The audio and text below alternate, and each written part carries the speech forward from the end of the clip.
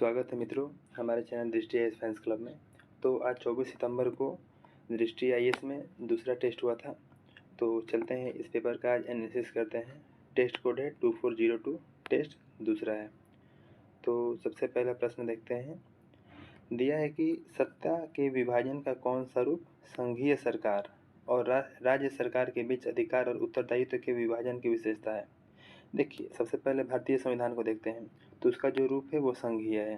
ठीक, तो इसमें जो भारतीय संविधान में जो 7वीं अनुसूची है उसमें स्पष्ट रूप से तीन सूचियाँ दी गई हैं।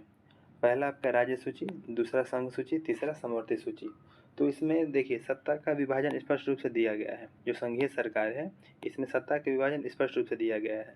तो इसलिए यहाँ पे उत्तर संघवाद होगा। एकात्मक में ऐसा नहीं होता है। ठीक, तो इसमें स्पष्ट रूप से सत्ता का विभाजन होता है, इसलिए इसका दूसरा उत्तर संघवाद होगा। दूसरा देखते हैं।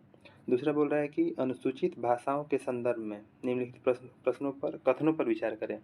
देखिए, पहला बोल रहा है कि इन्हें भारतीय संविधान के 7वीं अनुसूची। तो पहला ये गलत है।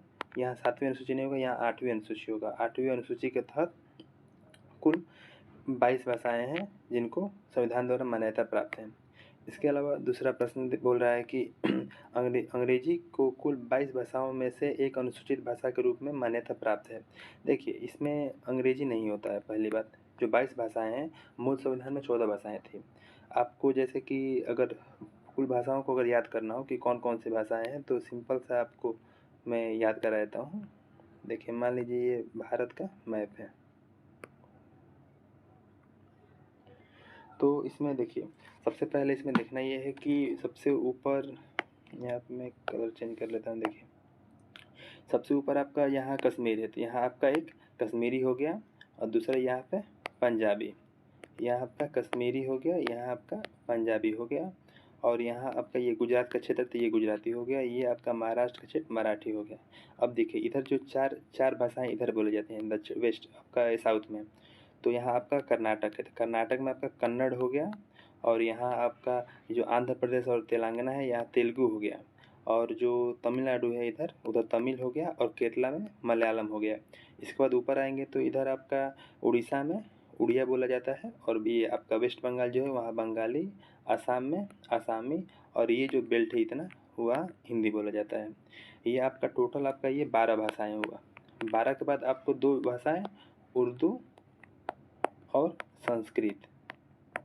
ठीक, तो ये आपका जो 14 भाषा, ये जो 14 भाषा मैं आपको बताया, ये 14 का 14 भाषा मूल संविधान में उल्लेखित है। इसके बाद 14 तो भाषाएं हो गई। अब आपको मैं बता दूं कि कौन कौन से बाद में संविधान संशोधन द्वारा जोड़ी गई है। तो देखिए, इसमें मैंने आपको देखिए कि इसमें तीन बार संशोधन किया गया है। जो 8वीं अनुसूची है उसमें 3 बार भाषाओं को, अलग अलग भाषाओं को जोड़ा गया है।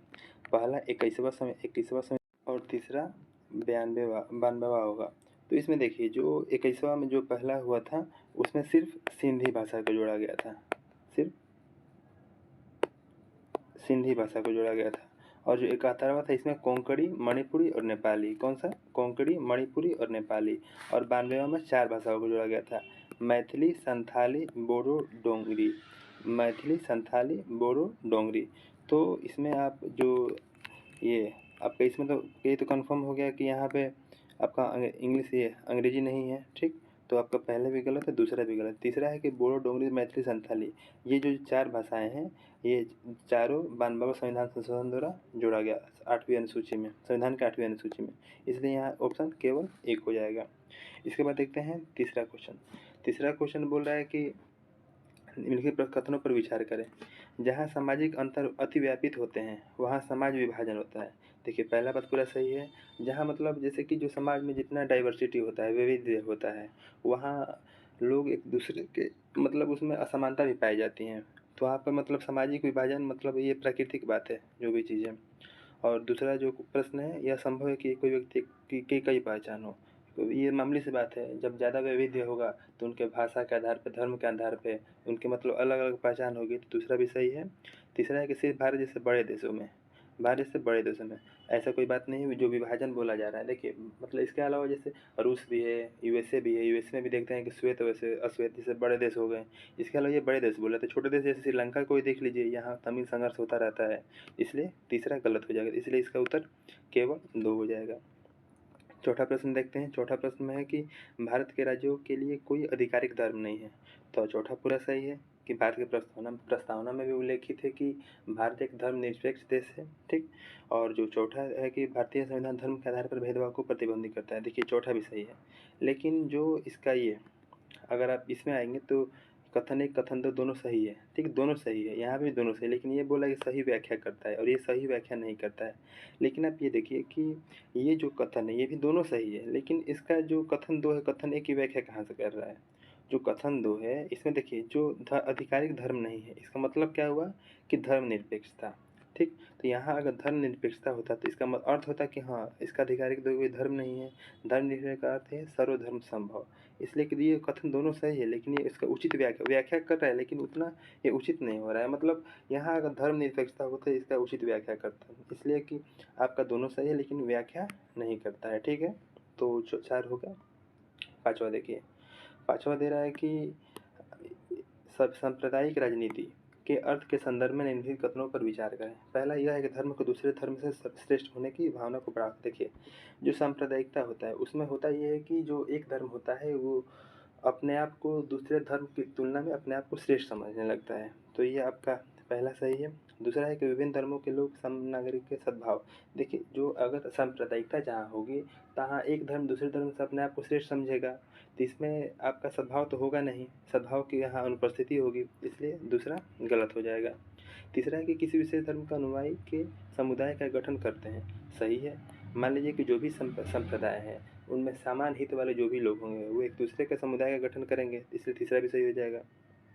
चौथा है कि एक धार्मिक समूह को दूसरे पर प्रभुत्व स्थापित करने के राज्य की शक्ति का प्रयोग। ये भी हो सकता है अगर मान लीजिए कि जो सांप्रदायिक कोई एक पक्ष है, अगर उसके पक्ष में कोई जैसे लोकतंत्र भारत का ही देख लीजिए, अगर जिस संप्रदाय जो कोई संप्रदाय से अगर कोई प्रधानमंत्री या मुख्यमंत्री बनता है तो हो सकता है वो उसका मतलब थोड़ा भेदभाव कर सकता हो राज्य। ये नहीं कर, यहाँ पे दिया है किया जा सकता है, कोई मतलब ज़रूरी नहीं है, इसलिए किया जा सकता है, तो इसलिए ये चौथा सही होगा। तो इसमें आपका पहला तीसरा चौथा, इसलिए इसका हो जाएगा केवल 3, ठीक। तो इसके बाद 6 नंबर देखते हैं। 6 नंबर दिया है कि लोकतंत्र जन संघर्षों से विकसित होता है, ये सही बात है। जो लोकतंत्र आप भारत को ही देख लीजिए, इतना आज़ादी की लड़ाई लड़ी गई। आप अमेरिका को देख लीजिए, दक्षिण अफ्रीका को देख लीजिए, यहाँ पर जो लोकतंत्र जो आया है वो जन संघर्षों से ही आया है।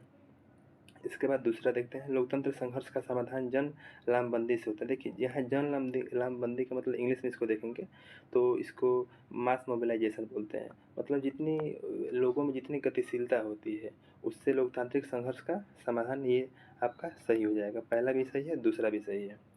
इसके बाद है कि लोकतंत्र में राजनीतिक दल उपयुक्त में से कितने कार्य किए जाते हैं। इसमें देखिए चारों सही है।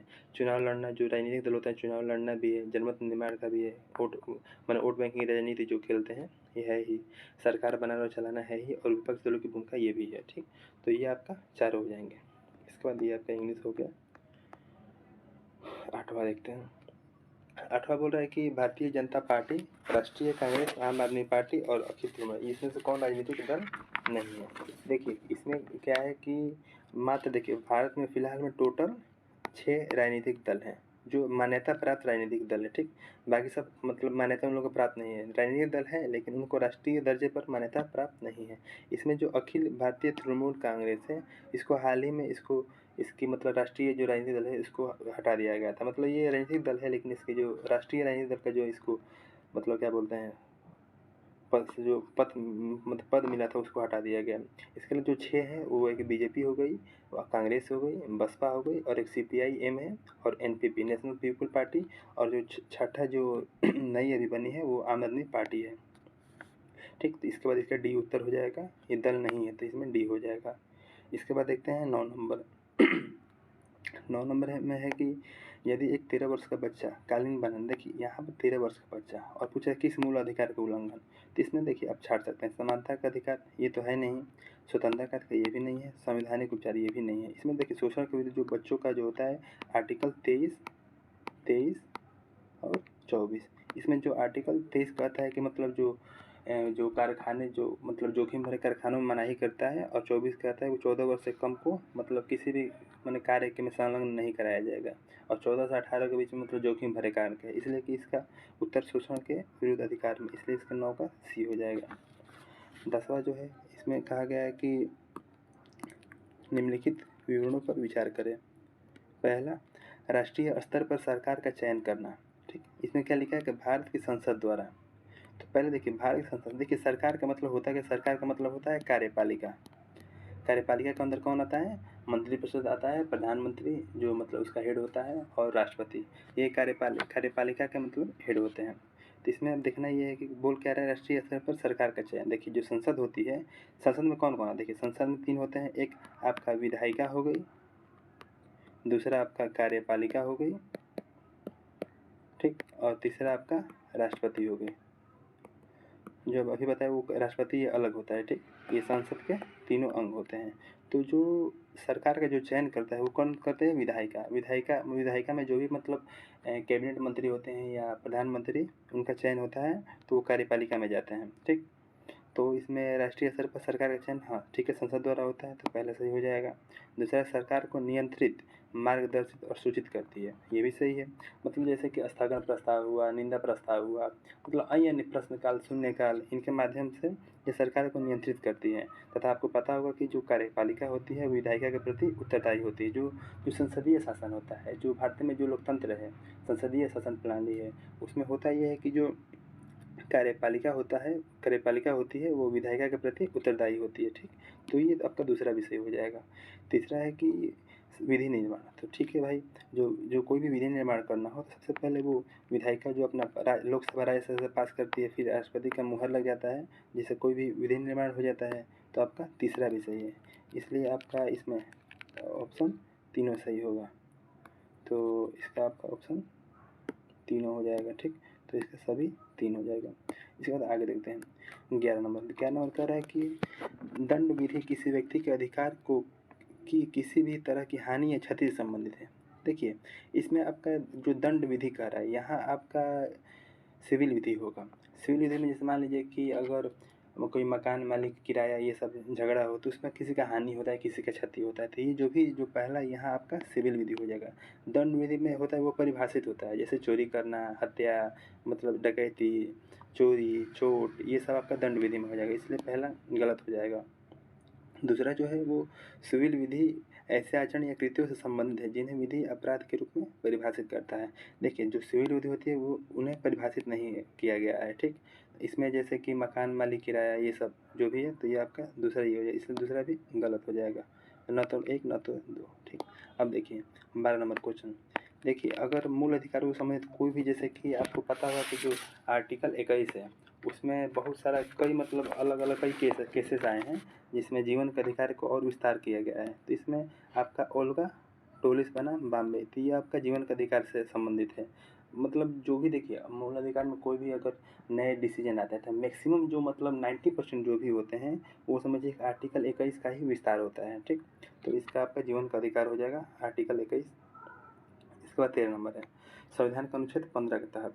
तो इसमें आपको मतलब इसमें सिंपल सी बात है, धर्म होगा, मूल वंश होगा, जाति, जन्मस्थान, लिंग, इसमें 5 जो कारक होते हैं वो आर्टिकल 15 में दिया हुआ है। इसमें योग्यता की कोई बात नहीं की गई, इसलिए केवल 5 हो जाएगा। 14 नंबर देखेंगे। 14 नंबर में दिया है कि सरकार का लोकतांत्रिक स्वरूप निर्णय लेने की गुणवत्ता में सुधार करता है। ये सही बात है। सरकार का जो लोकतांत्रिक स्वरूप है, इसमें होता यह है कि अगर 5 साल पे जो भी चुनाव होते हैं, इसमें फिर सरकार को जो भी मतलब प्रत्याशी होते हैं वो तो जनता के पास जाते ही हैं वोट मांगने के लिए। जो मतलब बार-बार ये जैसे उनको एक भय रहता है कि हमको 5 साल बाद फिर जनता के पास जाना होता है, इसलिए उनको मतलब जो भी निर्णय लेते हैं वो जनता की देख के ही निर्णय लेते हैं कि हमको फिर 5 साल बाद वहाँ पे जाना हो, तो इससे उसके निर्णय में जो लेने की गुणवत्ता में है वो भी सुधार आता है। दूसरा है कि लोकतंत्र सरकार एक बेहतर सरकार है होती है क्योंकि यह सरकार को अधिक उत्तरदायी, ये भी सही बात है कि कोई भी नियम बनेगा तो उसको अधिक उत्तरदायी स्वरूप होगा क्योंकि वह जनता के प्रति उत्तरदायी होती है, और जो भी अगर कोई विधि बनाएगी तो मतलब ज़्यादा वह उत्तरदायी होगी सरकार, जो भी सरकार होगी, ठीक। तो दूसरा विषय है। और इसमें ये है कि दूसरा देखिए, दोनों उत्तरदायी सरकार की बात कर रहा है, तो इसमें दोनों का दोनों सेम है, इसलिए कि ये दोनों एक दूसरे की सही व्याख्या करता है। ठीक, इसका 15 नंबर हो जाएगा। 15 में है कि रंग भेद लैटिन अमेरिका के असामान्य विशिष्ट व्यवस्था का नाम है। देखिए, ये जो लैटिन अमेरिका लिखा गया, ये तो बाद में हुआ, पहले यहाँ पे दक्षिण अफ्रीका में हुआ था। ठीक, तो यहाँ पे दक्षिण अफ्रीका होगा, ये लैटिन अमेरिका नहीं हुआ, तो पहला गलत हो जाएगा। दूसरा है कि रंग भेद प्रणाली विशेष रूप से अश्वेतों के लिए दमनकारी थी। हाँ, दूसरा सही है भाई, ये जो श्वेत अश्वेत की लड़ाई ही थी, जो रंग भेद जो प्रणाली थी वो श्वेत और अश्वेत की ही लड़ाई थी, इसलिए दूसरा सही हो जाएगा। तीसरा है कि महात्मा गांधी के रंग भेद विरोधी आंदोलनों की नींव रखी, ये भी सही है। जब महात्मा गांधी साउथ अफ्रीका में थे तो यहाँ पे भी रंग भेद विरोधी आंदोलनों की नींव रखी गई थी। तो ऐसे 15 नंबर भी हो जाएगा। इसके बाद 16 नंबर देखते हैं। 16 नंबर में आपका पहला है FATF। देखिए, जो FATF है उसका जो स्थापना हुआ था 1989 में हुआ था, G7 समूहों के देशों द्वारा। तो इसमें देखिए, जो इसमें धन शोधन हो गया, आतंकवादी वित्त पोषण, ये दोनों मतलब आपका वित्तीय से संबंधित धन शोधन और वित्त पोषण, ये आतंकवादी, ये आपका इसके अंदर होगा। और G7 बोल रहा है, तो G7 द्वारा ये इसका 1989 में पेरिस में इसका सम्मेलन हुआ था, और पेरिस में यहाँ पे है ही, तो OECD ये भी तीसरा भी सही है। 17 नंबर है कि पूछ रहा है कभी कभी समाचार पत्र करिस गैस क्षेत्र, इसमें ये देखिए, जो करिस गैस क्षेत्र है वो भूमध्य सागर में स्थित एक प्राकृतिक गैस का भंडार है जो इजराइल के सीमा में आता है, इसलिए यहाँ पे उत्तर इजराइल हो जाएगा। अब देखिए 18 नंबर है। 18 में बोल रहा है कि राष्ट्रीय जनसंख्या रजिस्टर, ये देखिए, ये भारत सरकार का एक डाटाबेस है जिसमें भारत में निवासी सभी लोग, चाहे वह भारतीय नागरिक हो या विदेशी, दोनों का उसमें सूची में शामिल उसका नाम रहता है। ठीक, तो ये आपका पहला सही हो जाएगा, सभी सामान्य निवासी चाहे भारतीय हो या विदेशी हो। ठीक, दूसरा है कि भारत के प्रत्येक सामान्य निवासी के लिए NPR। ठीक, तो देखिए इसमें जो है दूसरा बोल रहा है, दूसरा में स्वैच्छिक लिखा है, स्वैच्छिक नहीं होता है। अगर कोई भी व्यक्ति विदेशी भी है, वो अगर वो भारत में 6 महीने से अधिक रहेगा तो उसको राष्ट्रीय जनसंख्या रजिस्टर जो NPR है उसमें रजिस्टर्ड कराना अनिवार्य हो जाएगा, ये स्वैच्छिक नहीं है, यह अनिवार्य विषय है। ठीक, तो इसलिए आपका ये भी सही हो जाएगा। तो इसका उत्तर सी, केवल एक और दो दोनों। इसके बाद 19 नंबर है। 19 नंबर बोल रहा है कि निजी सदस्य विधेयक संदर्भ में निम्नलिखित कथनों को देखिए। निजी सदस्य विधेयक, देखिए, एक होता है निजी सदस्य विधेयक, एक होता है सरकारी सदस्य विधेयक। सरकारी सदस्य विधेयक वो विधेयक होते हैं जो मंत्री द्वारा प्रस्तुत होते हैं, जो मंत्री द्वारा लोकसभा या राज्यसभा में मतलब सदन में प्रस्तुत होते हैं, उन्हें सरकारी सदस्य विधेयक बोला जाता है। और जो मतलब उनको छोड़ दे, जो कि संसद का अन्य कोई भी सदस्य, चाहे वह नामित निर्वाचित हो या मनोनीत हो, उनके द्वारा कोई भी अगर विधेयक प्रस्तुत किया जाएगा तो वो निजी सदस्य विधेयक होता है। और आमतौर पर जो भी मतलब जो बहुदलीय जो सरकार होती है, जो बहुमत वाली जो सरकार होती है, तो उसमें जो भी कोई भी नियम कानून पास करना हो तो उसे मंत्री करते हैं। बाई चांस कोई अगर विपक्ष का कोई नेता हुआ या कोई सदस्य हुआ वो करता है तो उसको मतलब मुख्य रूप से निजी सदस्य विधेयक कहते हैं। तो इसमें देखिए, पहला है कि इसे सत्तारूढ़ सरकार के अतिरिक्त संसद के किसी भी सदस्य द्वारा पेश किया था। पहला सही हो जाएगा। पहला में आपका देखिए, सत्तारूढ़ सरकार के अतिरिक्त, ठीक है भाई, सत्तारूढ़ सरकार के अतिरिक्त बोल रहा है, तो जो सत्तारूढ़ सरकार उसमें मंत्री जो होते हैं, इसका अतिरिक्त जो है संसद किसी भी सदस्य या फिर निजी सदस्य, ये भी सही है। दूसरा बोल रहा है कि इसे संसद के पेश करने के लिए 1 माह का नोटिस, हाँ, दूसरा पूरा सही है। इसमें अगर कोई भी अगर संसद में पेश करना हो, देखिए, जो अगर मंत्री किसी को पेश करना हो तो वो अपना तुरंत सूचना देके जो लोकसभा जो भी अध्यक्ष या राज्यसभा का जो सभापति होता है, तुरंत अपना वो बिल पेश कर सकते हैं उनके आगे से। लेकिन अगर कोई निजी विधेयक प्रस्तुत करना हो संसद में तो उसके लिए 1 महीना पहले नोटिस देना पड़ता है। तीसरा है कि इसके कानून बनने की संभावना बहुत सीमित है, सही बात है। देखिए, जो अगर कोई बहुमत वाली जो सरकार है, तो अगर वो कोई जैसे जो सरकारी विधेयक जो ला रही है, सरकारी सदस्य विधेयक ला रही है, तो उसका बनने के चांस ज़्यादा रहता है। अगर मान लीजिए पारित नहीं हो पाया कोई भी अगर बिल है तो सरकार ऐसे ही बर्खास्त हो जाएगी, सरकार का मतलब उतना बहुमत जुटा ही नहीं पाएगी। और जो भी अगर निजी सदस्य विधेयक जो भी मतलब लाया जाता है तो वो मतलब वो विपक्ष द्वारा ज़्यादातर लाया जाता है, तो इसकी जो कानून बनने की संभावना बहुत कम होती है। ठीक, तो आपका ये तीसरा भी सही हो जाएगा, इसलिए इसका सभी उत्तर सभी 3 हो जाएगा। 20 नंबर देखते हैं। 20 नंबर है कि संवैधानिक संशोधन का न्यायिक पुनर्विलोकन हो सकता है, ये सही है। इसमें कई केस देख लेंगे, SR बॉम्बे केस देख लीजिए, केशवानंद भारती केस देख लीजिए, इसमें सभी में मतलब देखिए मैक्सिमम मतलब 99% जो संविधान को बंद है वह न्यायिक पुनर्विलोकन हो सकते हैं। दूसरा संसद और राज्य विधानों के अधीनस्थ विधानों का न्यायिक अवलोकन, ये भी हो सकते हैं। आपको बता दूँ 99% ऐसे केस हैं जहाँ जो भी कोर्ट है, सुप्रीम कोर्ट है, हाई कोर्ट है, वो न्यायिक अवलोकन कर सकती है। तीसरा है कि संघ और राज्य प्राधिकरण प्रशासनिक कार्रवाई क्यों नहीं करेगी प्रशासनिक कार्रवाई? इसलिए करेगी, मान लीजिए वो अगर कोई मनमानी या भेदभावपूर्ण करता हो, ऐसे नॉर्मल करेगा तो कोई दिक्कत नहीं है, लेकिन अगर वो मनमानी या भेदभावपूर्ण कोई कार्रवाई करता है तो उसका न्यायिक अवलोकन अवश्य होगा। तो ठीक, तो अब इसका तीनों सही है, तो इसलिए इसका उत्तर सभी 3 हो जाएगा। 21 नंबर है कि जैव विविधता अधिनियम 2002 के तहत केंद्र सरकार, देखिए यहाँ पे होगा कि यहाँ पे केंद्र सरकार नहीं होगा, राज्य सरकार होगा। यहाँ पे आपका राज्य सरकार होगा। राज्य सरकार क्या करती है, जो स्थानीय निकाय होती है उनके परामर्श से किसी भी जो स्थल होता है उसको विरासत जैव विविधता विरासत स्थल का के रूप में अधिसूचित करती है। राज्य सरकार द्वारा जो कि जो स्थानीय सरकारें जो भी होती हैं उनसे परामर्श होता है। ठीक, दूसरा है कि बीएचएस का निर्माण स्थानीय समुदाय के रूप में प्रचलित होता है। देखिए यहाँ पे थोड़ा टेक्निकल चीज़ है, इसमें दिया क्या है कि स्थानीय निर्माण स्थानीय समुदाय के उपयोग के रूप में प्रचलित प्रथाएं पर सख्त प्रतिबंध लगाता है। देखिए ये गलत होगा, जो कि उन लोग को पहले से जो मतलब प्रयोग में जो है प्रथाएं जो पहले से प्रयोग में हैं उन पर ये रोक नहीं लगाता है। इसका जो आपका जो जैव विविधता विरासत स्थल है, इसका उद्देश्य यही है कि जो यहाँ पे जो भी समुदाय रहता है उनकी जीवन की गुणवत्ता को बढ़ाना। यहाँ प्रतिबंध लगाने की कोई बात निरर्थक है, इसलिए इसका उत्तर डी हो जाएगा। ये दोनों गलत है, डी न तो 1 न ही 2 हो जाएगा। इसके बाद चलिए आगे देखते हैं। 21 हो गया, 22 नंबर देखते हैं। 22 नंबर है कि जलवायु परिवर्तन पर संयुक्त राष्ट्र फ्रेमवर्क UNFCCC। इसमें देखिए जो पहला प्रश्न पहला जो कथन एक दिया है, इसमें देखिए भारत में मिस्र के सम, देखिए इसमें पहला बात है कि लिखा है क्या, COP27 लिखा है। पहली बात कि जो ये लक्ष्य 2070 का रखा गया है वो COP27 में न रखकर COP26 में रखा गया है। COP26 होगा यहाँ पे।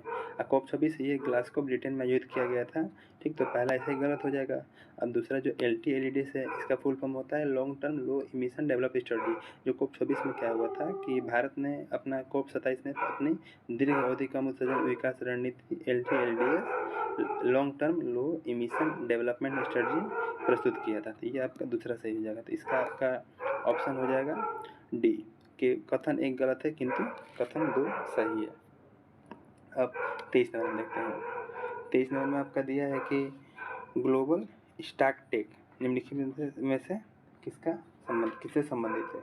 इसमें देखिए क्या होता है, जो ग्लोबल स्टॉक होता है उसमें समाचार पत्रों में यहाँ पे क्या लिखा है कि समाचार पत्रों में ये नॉर्मल बना रहता है। देखिए जो ग्लोबल स्टॉक टेक होता है को पेरिस समझौते के उद्देश्य और उसके दीर्घकालिक लक्ष्यों को प्राप्त करने की दिशा में सामूहिक प्रगति का आकलन करने के लिए इसको अभिकल्पित किया गया था। इसलिए इसका पहला हो जाएगा जलवायु लक्ष्यों को प्राप्त करने के वैश्विक स्तर। इसमें देखिए ये कहा गया था कि जो 2 डिग्री सेंटीग्रेड का जो ताप हम लोग ने रखा है कि जिसको कम करना है, जो इमिशन जो हो रहा है 2 डिग्री उसको 1.5 डिग्री पे करना, वो इसी के द्वारा किया गया था। इसलिए इसका पहला विकल्प हो जाएगा जलवायु लक्ष्यों को प्राप्त करने में वैश्विक स्तर पर जलवायु करवायु की प्रगति का मूल्यांकन करना। ये आपका 23 हो गया। 23 के बाद 24 में आपका है कि जलवायु और ऊर्जा। ये देखिए इसका आपका ऑप्शन पहला और दूसरा दोनों सही होगा। जलवायु ऊर्जा आयरनो ग्लोबल ये भी सही है और ये भी सही है। ठीक, इसका आपका विकल्प हो जाएगा केवल 1 और 2 दोनों। 25 नंबर देखिए, 25 में दे रहा है कि CCPI। देखिए CCPI का फुल फॉर्म होता है क्लाइमेट चेंज परफॉर्मेंस इंडेक्स। ठीक, तो इसमें जो है कि 2023 में भारत का 8वां स्थान। देखिए 2023 में जो इसकी रिपोर्ट आई थी उसका 8वां स्थान जो अभी जो फिलहाल में जो आया है उसमें 8वां स्थान है, और 2022 में जो रिपोर्ट थी उसका 10वां स्थान था। वही यहाँ पे लिखा है 2 स्थान बेहतर है। तो ये आपका पहला सही हो जाएगा। दूसरा है कि जो यह जर्मन वॉच न्यू क्लाइमेट, हाँ दूसरा भी सही है। तीसरा है कि कोई भी देश सूचकांक में पहले 3 समग्र स्थानों पे नहीं है, हाँ ये भी सही है। आपका तीसरा भी आपका सही है। अब 26 नंबर देखते हैं कि इसका उत्तर क्या बोलते हैं 25 का सी हो जाएगा सभी 3। देखिए 26 नंबर बोल रहा है कि हिंद महासागर क्षेत्र में चक्रवात।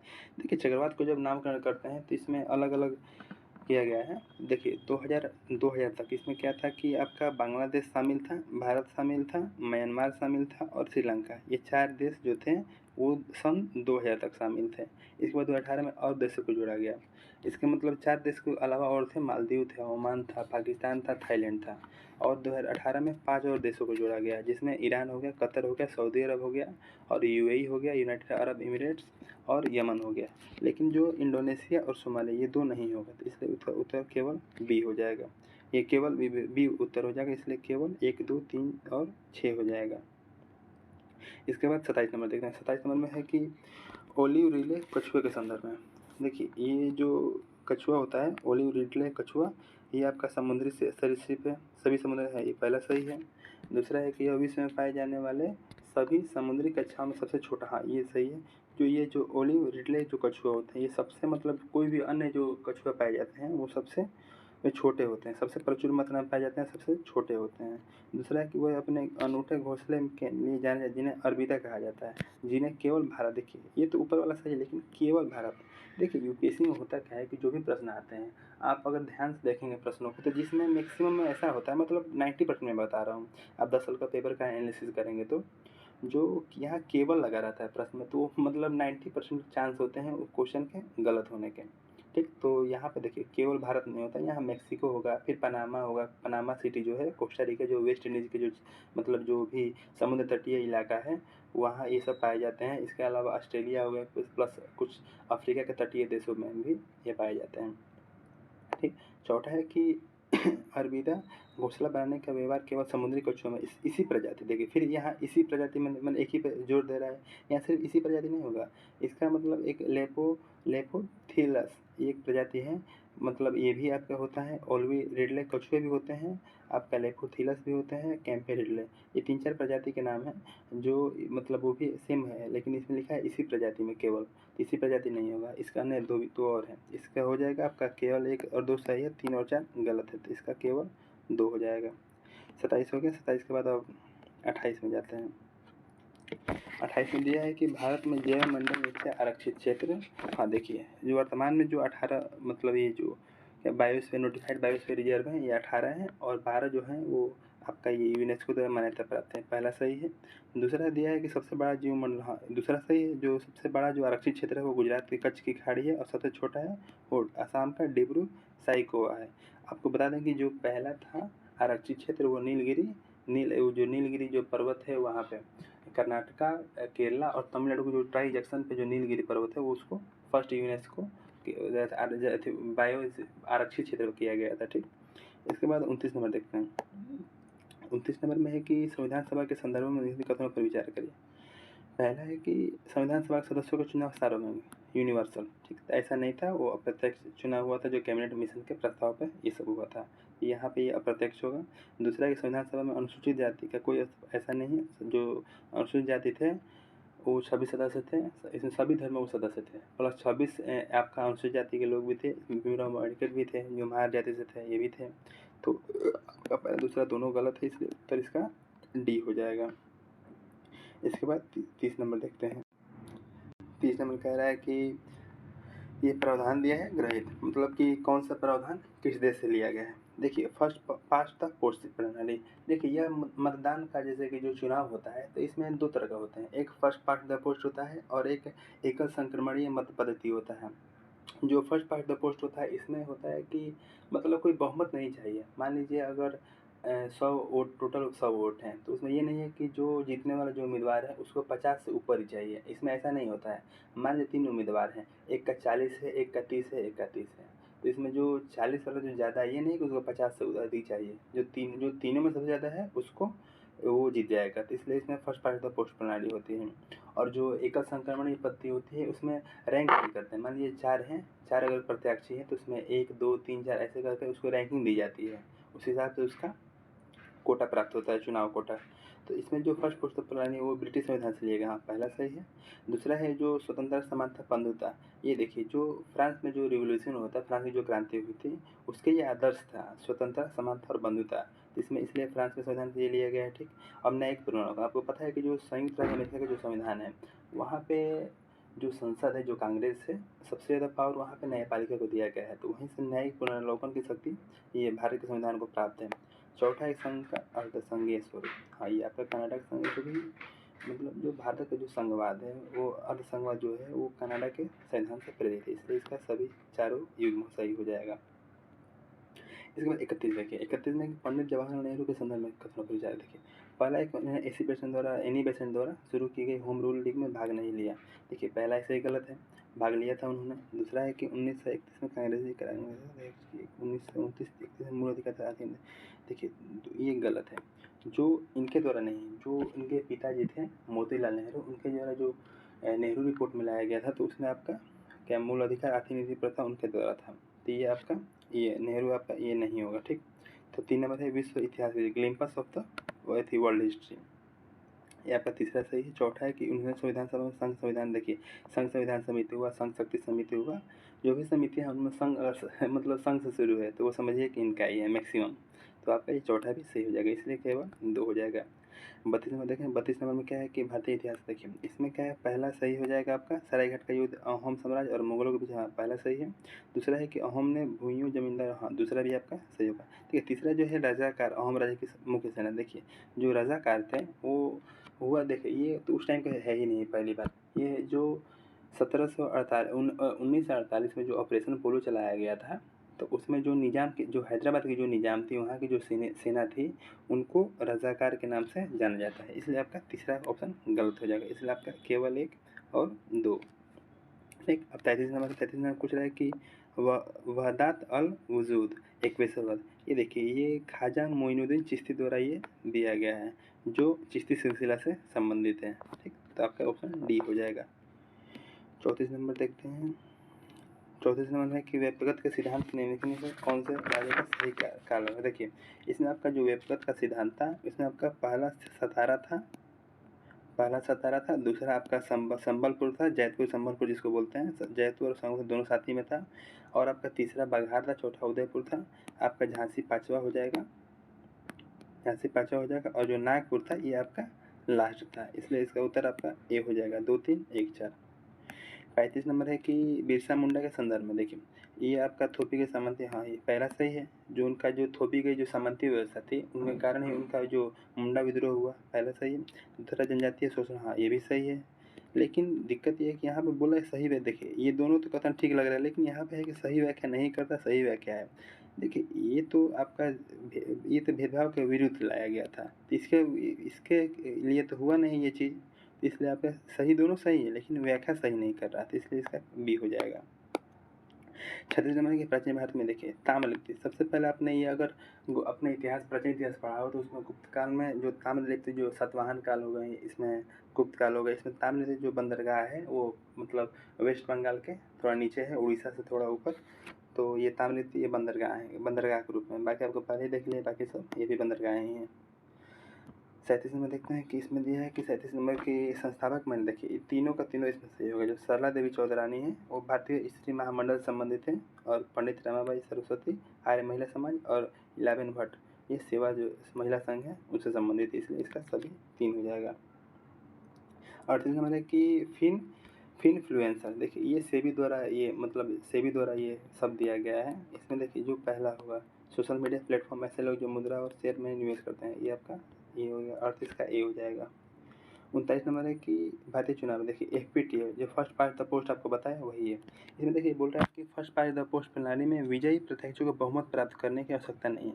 देखिए मैं आपको बताया कि बहुमत का मतलब होता है कि जो 1/2 मतलब 50%। तो आपको मैं बता रहा हूँ कि ज़रूरत नहीं है। मान लीजिए अगर कोई 3 प्रत्याशी हैं, एक का 60% है, दूसरे का 25 है, तीसरे का 15 है, तो इसमें तो देखिए जो 60 है उसका ठीक है। मान लीजिए कभी ऐसा कंडीशन आता है, एक का 40 है, दूसरे का 35 है, तीसरा का 25 है, इसमें तो ये तो है नहीं कि यहाँ बहुमत मिल गया, लेकिन 50 से तो अधिक है भी नहीं। लेकिन अगर FPTF होता है जो फर्स्ट पास्ट द पोस्ट प्रणाली होता है, इसमें जो 40 जिसको मिलता है वो जीत जाता है। इसका आप जैसे एग्जाम्पल देखेंगे कि जैसे हमारा जो प्रधानमंत्री का चुनाव होता है, प्रधानमंत्री बोल रहे हैं, जो संसद का चुनाव होता है, या जो भी राज्य विधानसभा का जो भी सदस्यों का चुनाव होता है, या लोकसभा के जो सदस्यों का चुनाव होता है, वह इसी पद्धति पर आधारित है, इसलिए आपका पहला सही होता है। दूसरा बोला कि राष्ट्रपति उपराष्ट्रपति FPT, देखिए जो राष्ट्रपति हो गए, उपराष्ट्रपति हो गए, या आपके जो राज्यसभा के जो सदस्य हो गए, इनका जो चुनाव होता है वो एकल संक्रमणीय मत पद्धति द्वारा होता है, इसलिए आपका दूसरा गलत हो जाएगा। तीसरा है कि भारत द्वारा किसी भी पद के लिए समानुपातिक प्रतिनिधित्व प्रणाली नहीं अपनाई गई। ऐसा तो है नहीं। अभी आपको बताया कि राष्ट्रपति हो गए, उपराष्ट्रपति हो गए, राज्य विधानसभा आपका राज्यसभा के जो सदस्य हो गए, इनके द्वारा समानुपातिक प्रतिनिधित्व प्रणाली द्वारा अपनाई गई है। तो आप कैसे भी, ये भी तीसरा भी गलत है। इसलिए आपका उत्तर पूछा है कौन सा नहीं है, तो आपका 2 और 3 नहीं है, इसलिए आपका उत्तर हो जाएगा बी, 39 का बी। अब देखते हैं 40 नंबर। 40 नंबर बोल रहा है कि राष्ट्र का, देखिए पहली बात तो देखिए राष्ट्र का मतलब होता क्या है। राष्ट्र देखिए एक क्षेत्र, कोई राष्ट्र का मतलब कोई एक क्षेत्र हो। राष्ट्र का मतलब कोई एक राष्ट्र एक कोई क्षेत्र से संबंधित है, ठीक। तो एक पहला बात कोई एक क्षेत्र चाहिए। क्षेत्र के बाद वहाँ पे जो साझा विश्वास रहना चाहिए, जो लोगों के बीच आपस में साझा विश्वास होना चाहिए। उनकी जो इतिहास की जो पृष्ठभूमि है वो समान होनी चाहिए। एक राजनीतिक आदर्श होना चाहिए, राजनीतिक पहचान होनी चाहिए। देखिए ये सब अगर ऑप्शन के हिसाब से इसको करते हैं तो इसमें पहला एक स्वाधीनता और राज्य का विचार, ये तो उतना पूर्ण तो होता नहीं है, ठीक। व्याख्या पूछा है यहाँ पे। दूसरा एक संस्कृति एक राज्य जो अति, देखिए दूसरा भी लग रहा है सही है, ठीक। तो इसको अभी ध्यान देते हैं। तीसरा समान भाषा और धर्म वाले लोगों का समूह, इसमें क्षेत्र का नामोल्लेख है नहीं, इसलिए सी भी नहीं होगा, ए भी नहीं होगा। डी एकल्पित समझ एक क्षेत्र, देखिए यहाँ क्षेत्र का नाम है, यहाँ देखिए बी और डी दोनों सही लग रहा है, लेकिन यहाँ पे क्षेत्र का अभाव है, यहाँ पे क्षेत्र लिखा ही नहीं है इसमें, इसलिए आपका ये गलत हो जाएगा, ये भी, इसलिए आपका डी सही होगा। यहाँ पे पूछ रहा है भीतर साझा विश्वास हो गया, समान ऐतिहासिक अतीत हो गया, साझा राजनीतिक विचार, ये भी हाँ, इसलिए डी सही हो जाएगा।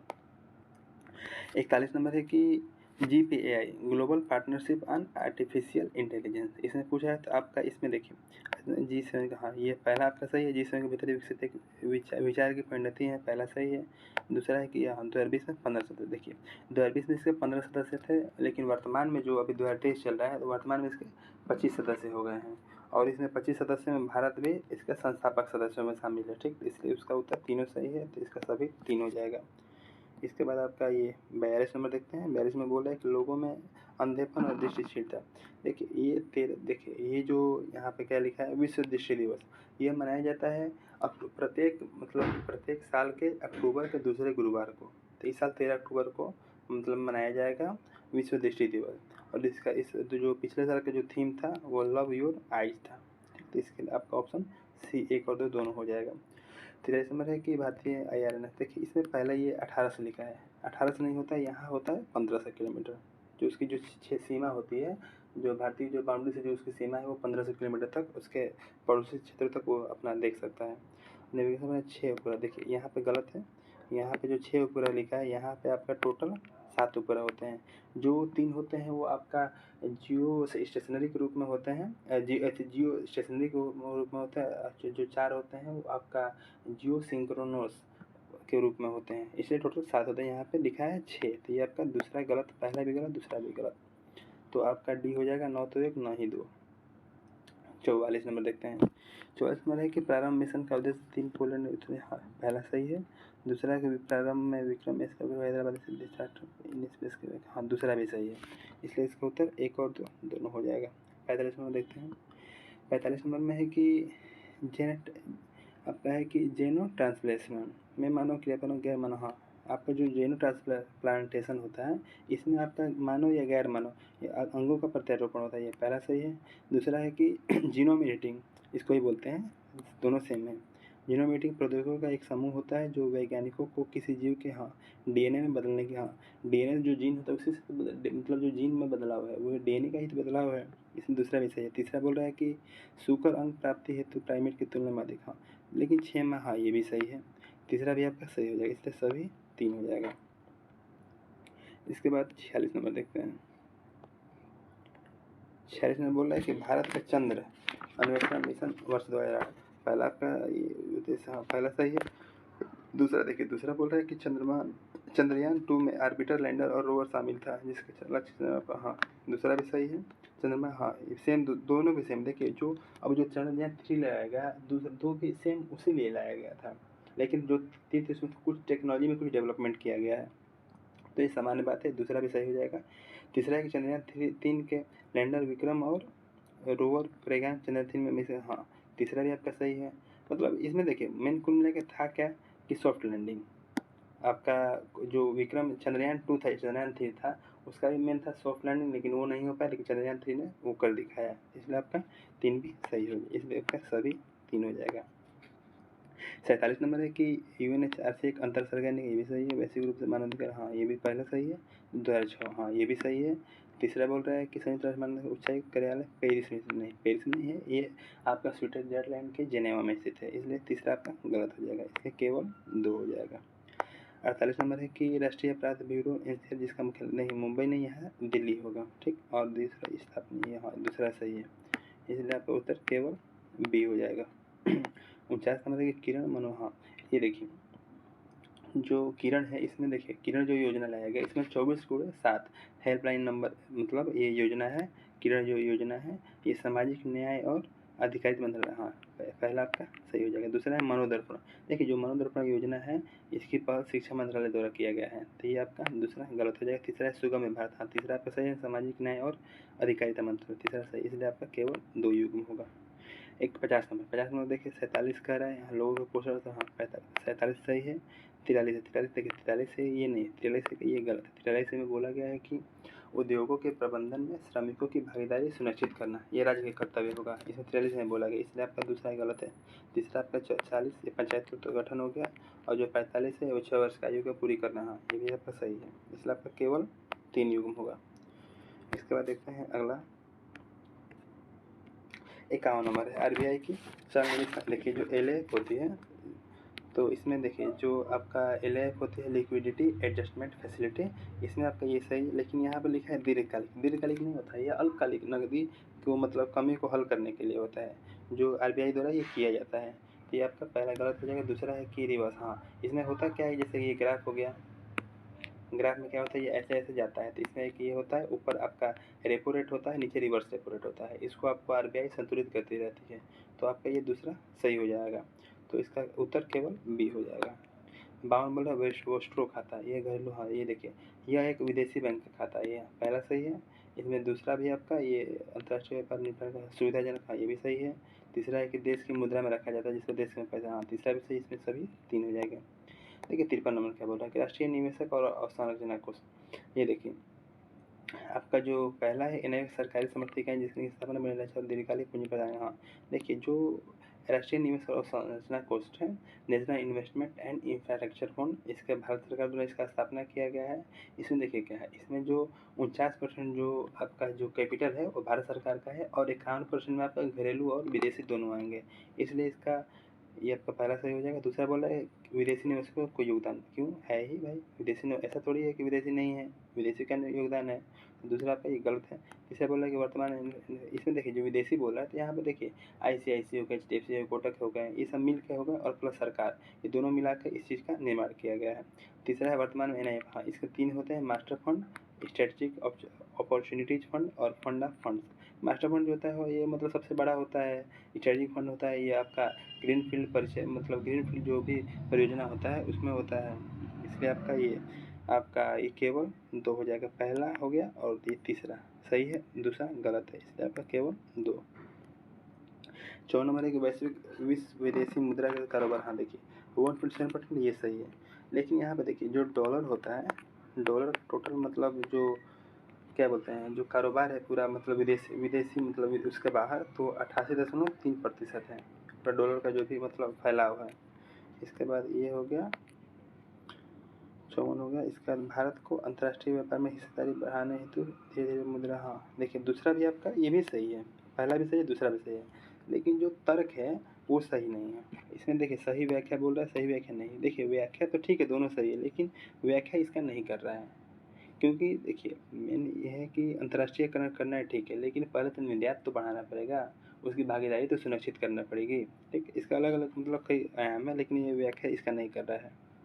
55 हो गया क्षेत्रीय ग्रामीण बैंक आरआरबी के संदर्भ में कथनों पर विचार कर, देखिए 55 नंबर जो होगा ये आपका 1975 ये आपका पहला सही है। दूसरा बोल रहा है कि आरआरबी को अपने कुल ऋण का 95 नहीं होगा, यहाँ 75%, जो 75% होता है वो किसानों को या प्राथमिक क्षेत्र ऋण के रूप में भुगतान करना आवश्यक होता है। तीसरा हो जाएगा क्षेत्रीय ग्रामीण बैंकों में केंद्र और राज्य सरकार 50, देखिए ये गलत है, ये जो इसका जो अनुपात होता है वो 50 रेशियो 15:35 होता है। जो 50 होता है वो केंद्र सरकार का होता है, 15 होता है वो राज्य सरकार का, 35 होता है जो प्रायोजित जो भी बैंक होता है उनके द्वारा होता है। इसके बाद 56 नंबर हो गया, येलो सोरिंग के बारे में पूछ रहा है। देखो येलो सोरिंग जो होता है इसका उत्तर आपका सी हो जाएगा। यह उन देशों से दूर व्यापार में विविधता लाना जो राजनीतिक जोखिम पैदा करते हैं। आपका इसका 56 का आंसर सी हो जाएगा। इसके बाद आप लोगों को 57 नंबर चलते हैं आगे लेके। इसमें पहला क्वेश्चन है कि आनुवांशिक रूप से संशोधित फसलें जीएम सरसों के संदर्भ में। देखिए पहला कह रहा है कि यह एक शाकनाशी देखिए यहाँ पे देखिए मेन देखिए क्वेश्चन में क्या होता है। जैसे लिखा है कि खरपतवार बिल्कुल भी नहीं उगेंगे, ये यहाँ क्वेश्चन गलत है। मतलब ऐसा नहीं है जो ये इसके बारे में शाकनाशी सहिष्णु सरसों के बारे में बता रहा है। इसमें देखिए क्या होता है, ये अगर आप मतलब इसकी अगर आप लोग बुआई करते हैं तो इसमें होता ये है कि इसके जो आसपास जो खरपतवार होते हैं उसको नष्ट कर देता है। ये ऐसा नहीं है कि बिल्कुल भी उगेंगे ही नहीं, उगेंगे लेकिन उसको खरपतवार को नष्ट कर देता है। तो इसलिए आपका पहला गलत हो जाएगा।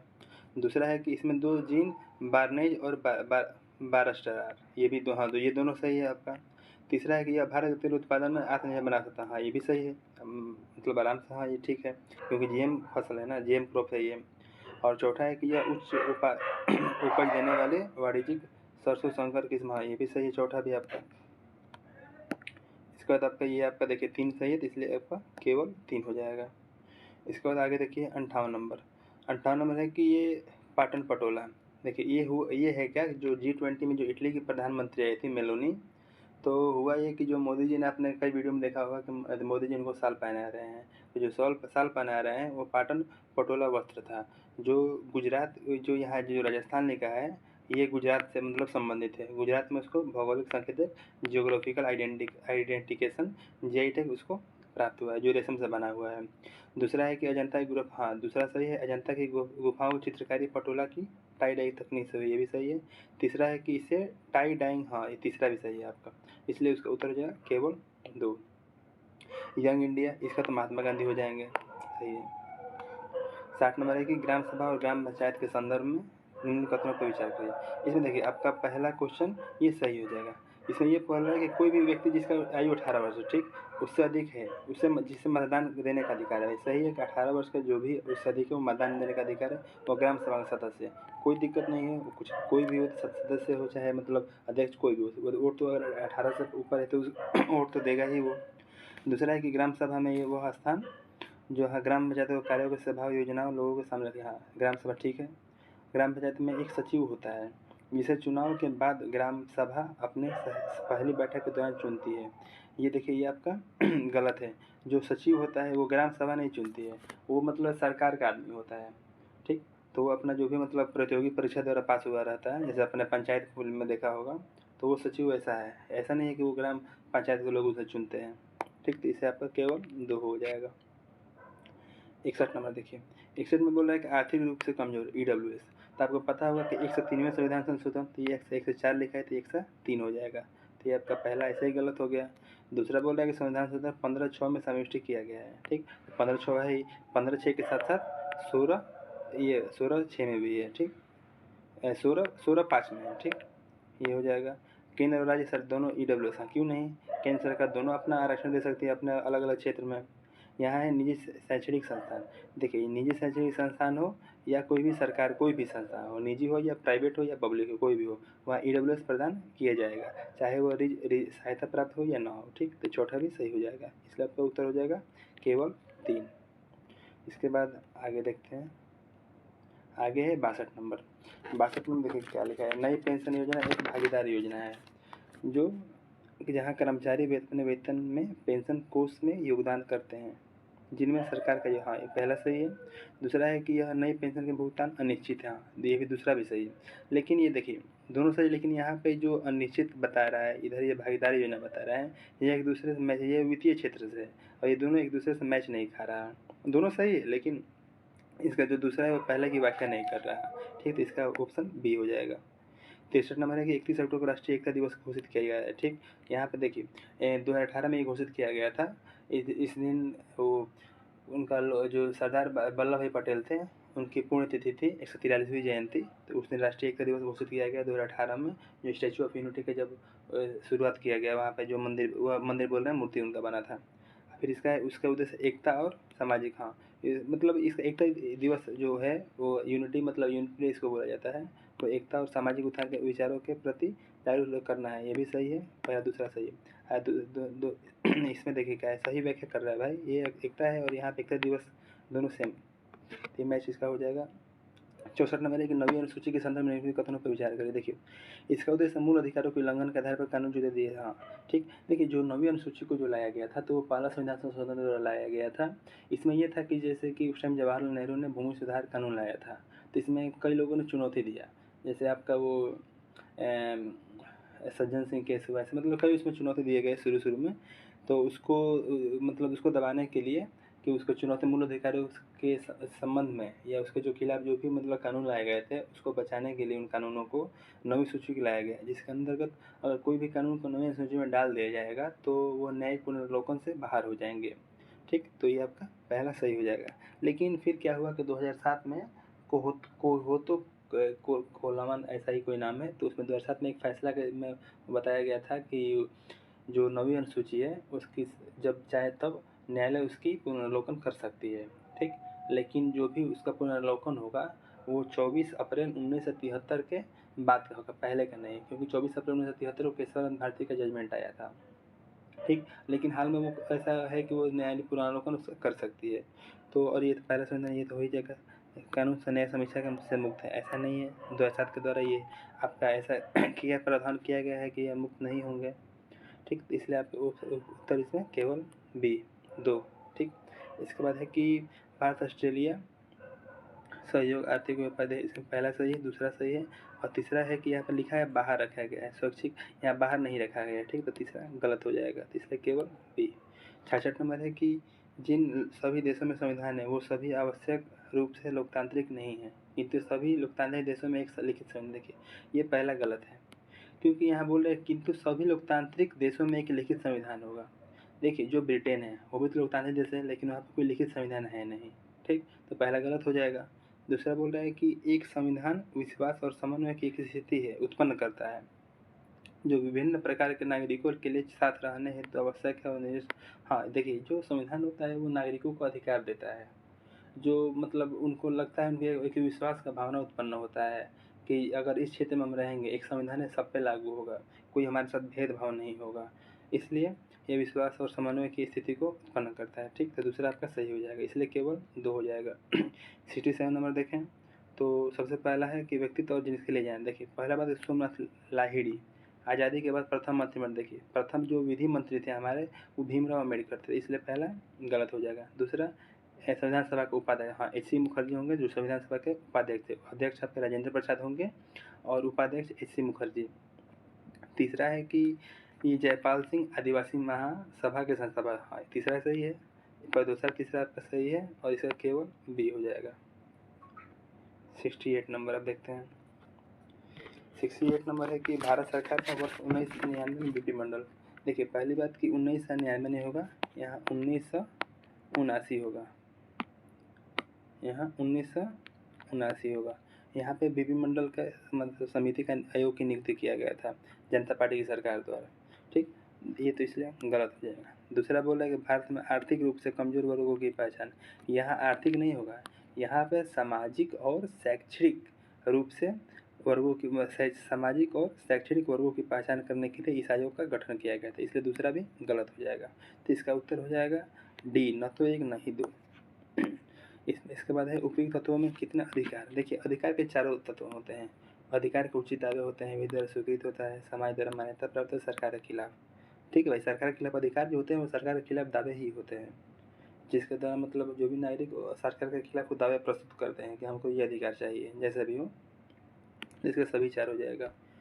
इसके बाद 70 नंबर देखिए, 70 नंबर में क्या है कि भारत के संविधान के संदर्भ में निम्नलिखित कथनों पर विचार करिए। देखिए लोकसभा 330 अनुच्छेद 330 लोकसभा में अनुसूचित जाति जनजाति के लिए, हाँ पहला आपका सही है।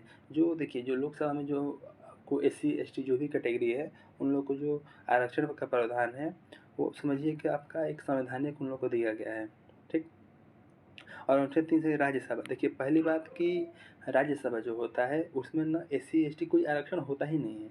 ये आप राज्य में विधान परिषद लीजिए या राज्यसभा की जो सीटों जो होता है, जो भी सीट होता है, फिलहाल में कितना 245 सीट है, उसमें ये क्या बोलते हैं, उसमें SC ST का कोई आरक्षण होता ही नहीं है, ठीक। तो आपका ये गलत हो जाएगा। तीसरा है कि राज्यसभा का भारत का निर्वाचन आयोग से परामर्श केवल राष्ट्रपति द्वारा, ये तो सरासर गलत है।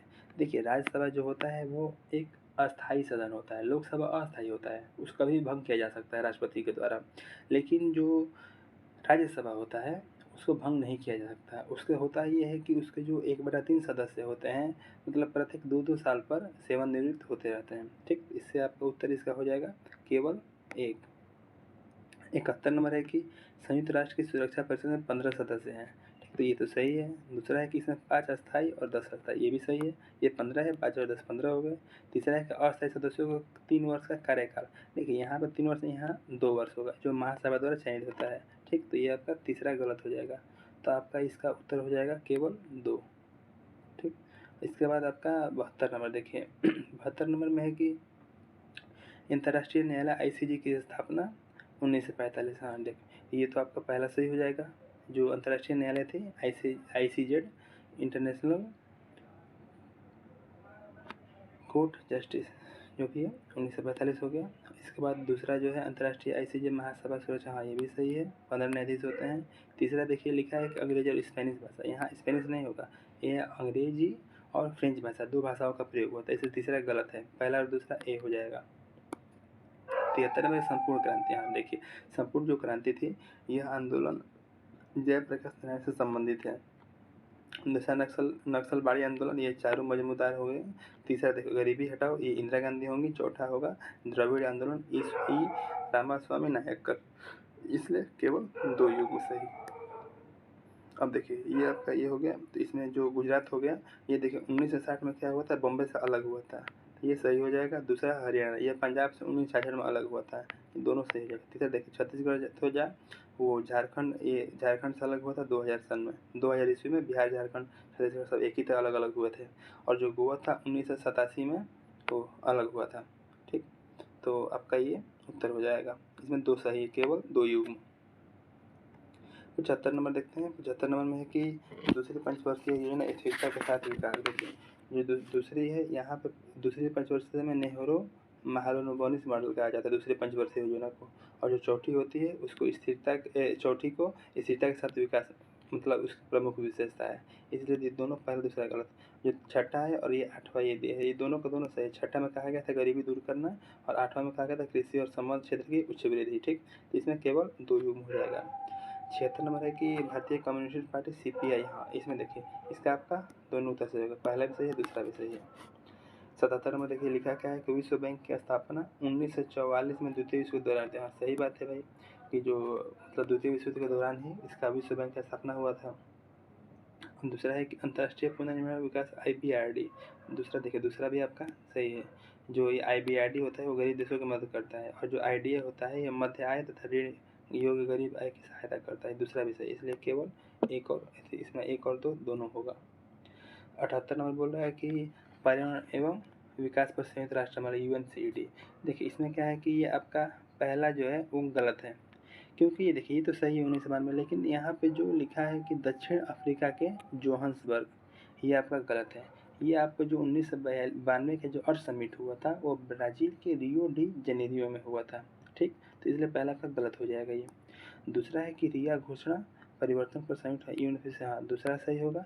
और इसमें तीसरा भी एजेंडा जो 21 था ये भी तीसरा भी सही होगा, इसका उत्तर हो जाएगा B, केवल 2 और 3। 69 के बारे में है कि परमादेश, यह न्यायालय द्वारा एक सार्वजनिक पद पर, हाँ देखिए आपका जो परमादेश होता है वो किसी भी जो लोक अधिकारी होता है, जो सरकार का जो भी आदमी होता है उस पर यह काम करता है, मतलब कोई भी न्यायालय होता है वो आदेश देता है उसको, मतलब काम कार्य करने के लिए। यह सार्वजनिक पद पर कोई भी अगर अधिकारी अगर कार्य न कर रहा हो तो उसके लिए सर्वोच्च न्यायालय उच्च न्यायालय द्वारा परमादेश रिट जारी किया जाता है। दूसरा है इसे किसी भी सार्वजनिक निकाय, हाँ जरूरी है सार्वजनिक निकाय, अगर कोई भी देखिए अगर कोई प्राइवेट भी हो लेकिन वो अगर सार्वजनिक जैसा काम अगर कर रहा हो, सार्वजनिक जैसे मतलब कोई भी अगर रेस्तरा भी हो, अगर वो सार्वजनिक स्थल है तो वहाँ पे ये माना जाएगा, तो केवल ये दूसरा भी सही, इसलिए केवल 1 और 2। ये है कि विधि की समझ समता। देखिए, प्रत्येक व्यक्ति को समान कानूनों का पालन करना चाहिए। देखिए, ये है कि आपका इक्वलिटी बिफोर लॉ है, ठीक? तो मतलब विधि की समझ समता के बारे में बोल रहा है, तो ये आपका पहला सही होगा। इसमें क्या कह रहा है, प्रत्येक व्यक्ति को एक समान कानूनों का पालन करना होगा। ठीक है भाई, क्योंकि जैसे आईपीसी हुआ, संविधान हुआ, सभी के समान है। अपवाद छोड़ के 361 अनुच्छेद के अनुसार राष्ट्रपति और राज्यपाल, बाकी सब तो समान ही है। दूसरा, प्रत्येक व्यक्ति सार्वजनिक स्थान तक पहुँच सीमित है, ऐसा तो है नहीं। जो समक्ष समता है यहाँ पर, तो ऐसा तो है नहीं कि पहुँच सीमित है, सबके लिए बराबर है। दूसरा गलत हो जाएगा। तीसरा है कि किसी भी व्यक्ति के साथ धर्म, मूल, वंश, जाति, लिंग अथवा जन्म स्थान पर हाँ भेदभाव नहीं किया जाएगा। ये आपका भाषा कौन सा है, ये अनुच्छेद 15 का भाषा है। ये आपका विधि की समझ समता पर आधारित, इसलिए आपका उत्तर हो जाएगा केवल 1 और 3। इसके बाद देखते हैं 81 नंबर। 81 नंबर में है कि किसी राज्य में राज्यपाल की संवैधानिक स्थिति, ठीक? तो इसकी नियुक्ति राष्ट्रपति द्वारा की जाती है, पहला सही है। दूसरा है कि वह सुनिश्चित करता है कि राज्य सरकार संविधान के नियमों का विनियमित कर कार्य करे, ठीक है?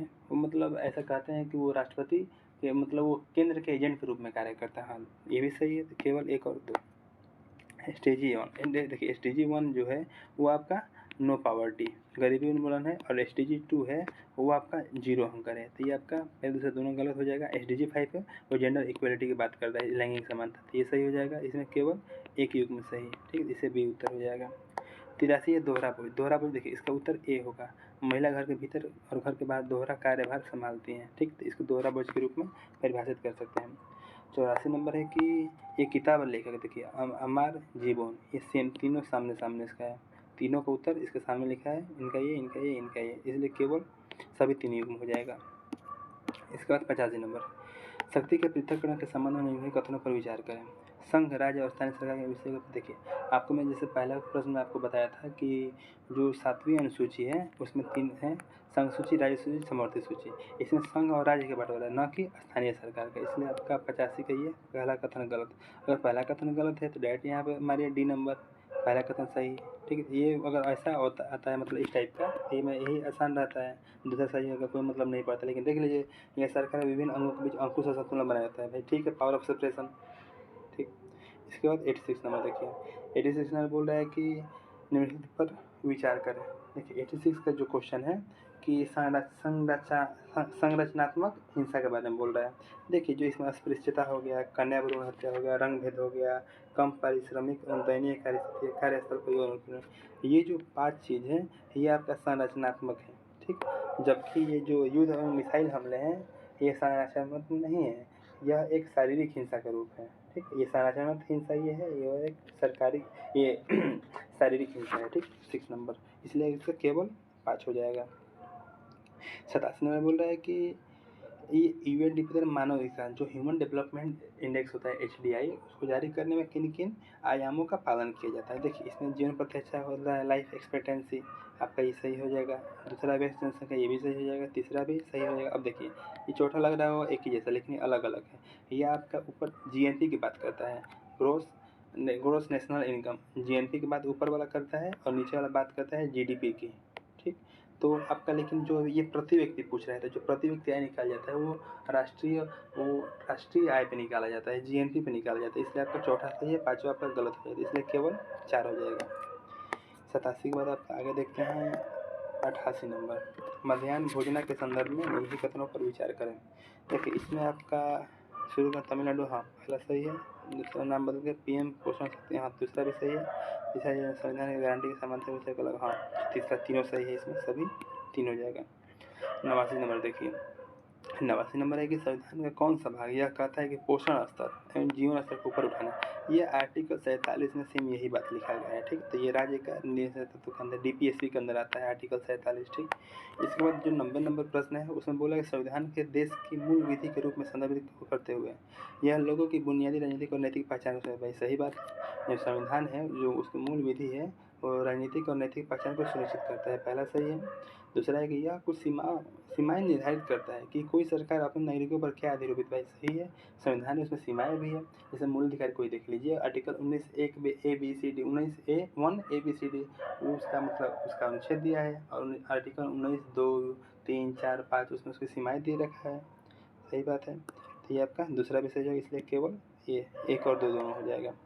91 नंबर है कि निम्नलिखित में कौन सा प्रावधान भारत के संविधान शोषण के विरुद्ध? देखिए शोषण में देखिए पहला बलात्कार हो गया आर्टिकल 23 और जोखिम कार्यों के ये प्रतिबंध है, ये भी दोनों सही है। ये आर्टिकल 24 हो गया, ये 23 हो गया और अस्पृश्यता उन्हें ये अनुच्छेद 17 हो जाएगा और अभियुक्तों तथा दोषियों का अधिकार ये आर्टिकल 22 हो जाएगा। तो ये दोनों नहीं होगा, इसमें केवल 1 और 2। 92 नंबर है कि राजेंद्र सचल समिति की रिपोर्ट, ये तो आपका मुस्लिम हो जाएगा यहाँ पर। 93 नंबर है कि राष्ट्रीय मानवाधिकार आयोग NHRC के संदर्भ में, ठीक। तो यहाँ पर आपको उत्तर 1 और 2 हो जाएगा। यह मानव अधिकारों के उल्लंघन या किसी प्रकरण संज्ञान स्वयं अपना ये मतलब स्वयं संज्ञान ले सकता है। दूसरा है कि आरोपी व्यक्तियों पर मुकदमा चलने की शक्ति है, मुकदमा चला सकता है। वो किसी न्यायालय के मतलब न्यायालय को किसी अपने वो बोल के मतलब उस अभिव्यक्त जो भी अभिव्यक्त है उस पर मुकदमा चलाने के लिए बोल सकता है। 94 नंबर है कि भारत के राष्ट्रपति के संदर्भ में विचार करें। इसमें देखिए जो राष्ट्रपति के बारे में दिया है, मंत्रिपरिषद के परामर्श को पुनः विचार हेतु वापस भेजना राष्ट्रपति का सही बात है। देखिए जो भी कोई मान लीजिए कोई भी अगर विधि पारित होती है या कोई मंत्रिपरिषद किसी विधि को अगर भेजता है उसके यहाँ, या कोई भी विधायिका अगर किसी विधि को भेजता है, तो पहली बात है कि वो उसको मान भी सकता है, नहीं भी मान सकता है, या अपने पास सुरक्षित रख भी सकता है, उसकी इच्छा है, लेकिन वो पुनः विचार के लिए भेज सकता है। इसमें कोई ये नहीं कि वो नहीं वो मतलब मंत्रिपरिषद या मंत्रिमंडल के बोलेगा भेजने के लिए, इसलिए कि जो भी विधेयक आएगा वो तो मंत्रिमंडल की मर्जी से ही ना आएगा, या मंत्रिपरिषद या कोई अगर निजी विधेयक आएगा तो कोई ज़रूरत नहीं है, ठीक। तब पुनः विचार के लिए भेजेगा तो इसके विवेकाधीन शक्ति है, क्योंकि ये किसी से पूछेगा नहीं, खुद ही इसका प्रयोग करेगा, ठीक। तो ये आपका पहला सही हो जाएगा। दूसरा पूछ रहा है कि पॉकेट वीटो राष्ट्रपति के विवेकाधीन, हाँ दूसरा पॉकेट वीटो सही है, न उस पर सहमति देगा, ना हाँ कहेगा ना कहेगा, कोई समय सीमा संविधान में है भी नहीं, अपने पास रखा रहेगा, जिसको पॉकेट वीटो बोलते हैं। तीसरा है त्रिशंकु संकट। देखिए ऐसी एक स्थिति होती है जब किसी मतलब लोकसभा में किसी दल को पूर्ण बहुमत प्राप्त नहीं होता है, तब तक उसकी राष्ट्रपति की विवेकाधीन शक्ति होती है कि वह किसको प्रधानमंत्री चुने। लेकिन ऐसा सामान्यतः जो बहुमत वाली जो सरकार होती है, मतलब जो भी सत्ताधारी जो सरकार होती है, उसी को ये आमंत्रित करता है बनाने के, उसको प्रधानमंत्री बनाने के लिए, मतलब ये सरकार बनाने के लिए, ठीक। तो ये आपका तीसरा विषय हो जाएगा, इसलिए सभी तीनों। 95 नंबर है कि सर्वोच्च न्यायालय के विशिष्ट मूल क्षेत्राधिकार के संदर्भ में। अब देखिए जो मूल क्षेत्राधिकार मतलब कि जहाँ स्वयं संज्ञान लें या उसके जो क्षेत्राधिकारता है, ठीक। तो जो आपका पहला और दूसरा है ये उसका अपीलीय हो जाएगा, मतलब किसी अपील के द्वारा, या अगर हाई कोर्ट में अपील है उसके बाद वो अपील कर सकता है सुप्रीम कोर्ट। लेकिन जो दो राज्य सरकार के मध्य है, संघीय विवाद हो गया, केंद्र राज्य सरकार के मध्य है, ये आपका उसका मूल मतलब क्या बोलते हैं मूल क्षेत्राधिकार है, इसलिए केवल 2 हो जाएगा बी। इसके बाद 96 नंबर देखते हैं। 96 नंबर है कि जनहित याचिका PIL के संदर्भ में। देखिए PIL जो जनहित याचिका उसके बारे में दिया है, व्यक्ति और संगठन दोनों ही सर्वोच्च न्यायालय उच्च न्यायालय में जनहित याचिका दायर कर सकते हैं। देखिए व्यक्ति संगठन कोई भी हो, लेकिन ये नहीं है कि अपना मतलब मैं प्राइवेट कोई केस लेके चला गया जनहित याचिका PIL के हिसाब से। इसमें कोई भी ले जा सकता है, व्यक्ति हो, कोई इंडिविजुअल हो, या कोई मतलब कोई भी ऑर्गेनाइजेशन हो, लेकिन बशर्ते इसमें ये ध्यान रखा जाता है कि जो भी विषय हो वो सार्वजनिक महत्व के विषय हो, ठीक। तो इसलिए आपका पहला सही हो जाएगा, वो व्यक्ति या संगठन किसी कोई भी जारी कर सकता है, मतलब ले जा सकता है। दूसरा है कि सर्वोच्च न्यायालय उच्च न्यायालय को संबोधित एक टेलीग्राम को जनहित याचिका के रूप में नहीं माना जा सकता। ये तो दूसरा ऐसे ही गलत हो गया, क्यों नहीं माना जा सकता? अगर कोई भी अगर पत्र अगर टेलीग्राम अगर करते हैं सुप्रीम कोर्ट को, तो उसी पर वो स्वतः संज्ञान ले सकती है, इसलिए दूसरा गलत हो जाएगा। तीसरा गंगा नदी के प्रदूषण से संबंधित, क्यों नहीं? ये भी भाई ये देखो ये आपका सार्वजनिक क्षेत्र का जो भी ये है विषय है, तो ये आपको कोई भी अगर कोई व्यक्ति भी कर सकता है या कोई संगठन भी कर सकता है। तीसरा भी आपका सही है, इसलिए इसका उत्तर हो जाएगा केवल 1 और 3। 97 नंबर है कि भारत में आपराधिक न्याय प्रणाली के संबंध में DK बसु दिशा निर्देश, ये जो दिशा निर्देश है इसका उत्तर डी होगा। या किसी भी व्यक्ति की गिरफ्तारी और पूछताछ के दौरान पुलिस और अन्य एजेंसी द्वारा अपनाई जाने विशिष्ट प्रक्रियाओं के बारे में इनमें उल्लेख है, ठीक। तो ये हो गया आपका डी नंबर। 98 नंबर की प्रथम सूचना FIR के संदर्भ में। देखिए FIR जो है इसमें आपका पुलिस बिना FIR के भी अपराध कर सकती है। देखिए पहला गलत है, जब तक FIR लिखित नहीं होगा तब तक किसी भी जांच कैसे करेगी? ये तो है नहीं कि तुरंत आपने बोला कुछ भी और तुरंत जांच करने लगी। पहले FIR लिखा जाएगा, उसके बाद कोई भी जांच की जाएगी, ठीक। तो ये आपका पहला गलत हो जाएगा। दूसरा है कि इसे संज्ञेय और असंज्ञेय दोनों तरफ के अपराध में दर्ज किया जा सकता है, सही है। मतलब अगर मतलब शक के आधार पर जैसा भी हो तो पहले दायर करेगा ही, उसके बाद जो भी करना हो करेगा। तीसरा कि इसमें गवाहों की पहचान का उल्लेख नहीं होता, क्यों नहीं होता है? आप करके देखिए FIR किसी पे, गवाह को उसमें पूछा जाएगा जो भी आप चीज़ से, तीसरा इसलिए आपका गलत हो जाएगा। चौथा शिकायतकर्ता को एफआईआर की मुफ्त प्राप्ति जरूरी है, कानूनी अधिकार है उसको देना है, ठीक है, तो इसका केवल 2 हो जाएगा। इसका 99 नंबर, ओपी में कितने कार्य लोक अभियोजन अधिकारी द्वारा निष्पादित किए जाते हैं? पहला है राज्य के हितों का प्रतिनिधित्व, ये सही है, जो लोक अभियोजन जो भी अधिकारी होता है राज्यों के हितों का प्रतिनिधित्व करता है। दूसरा है प्रकरण की जांच, देखिए जो जांच होता है वो अधिकारी नहीं करता है, जो भी उसके सामने जो पुलिस होता है, जो नीचे का जो अफसर होता है वो उसका प्रकरण की जांच करता है, ठीक। दूसरा आपका गलत हो जाए। तीसरा भौतिक सचिव प्रस्तुत करना, हाँ ठीक है, तीसरा जो भौतिक सचिव वो पुलिस द्वारा प्रस्तुत करवाता है। और चौथा है राज्य की ओर से अभियोजन का संचालन कराना, हाँ ये भी सही है। इसलिए आपका उत्तर हो जाएगा आपका केवल 3 हो जाएगा, ठीक, सी। अब अंतिम क्वेश्चन देख लेते हैं। केंद्रीय सतर्कता आयोग के बारे में लिखा है, इसकी स्थापना सरकार श्री केन संथानम की अध्यक्षता वाले भ्रष्टाचार, हाँ ये आपका पहला सही है, केन संथानम द्वारा अध्यक्षता में अनुशंसा के आधार पर किया गया था। दूसरा है कि इसे भ्रष्टाचार निवारण अधिनियम 1988, ये गलत है, यहाँ पे आपका 2003 होगा, 2003 के द्वारा इसका संवैधानिक दर्जा प्राप्त किया गया, ठीक, दूसरा गलत। अब तीसरा है कि सीबीआई के अभियोजन निदेशक की नियुक्ति सीबीसी का सिफारिश पर केंद्र सरकार, हाँ सही है तीसरा, इसलिए उत्तर हो जाएगा केवल 2। तो टोटल 100 क्वेश्चन हो चुके हैं। तो अब ये क्वेश्चन ख़त्म। चलिए आज के सेशन को समाप्त करते हैं।